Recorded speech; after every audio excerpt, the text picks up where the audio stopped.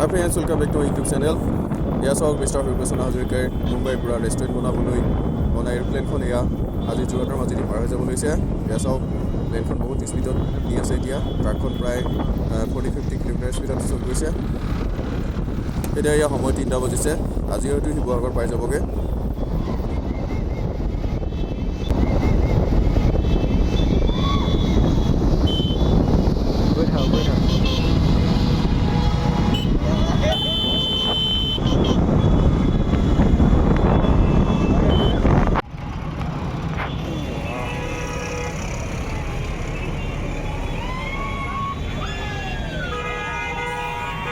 mister Hariprasanna হাজৰিকাদেৱক বহুত বহুত ধন্যবাদ আৰু অভিনন্দন জনাইছোঁ কিয়নো তেওঁ এই প্ৰথমখন নৰ্থ ইষ্টৰ ভিতৰতে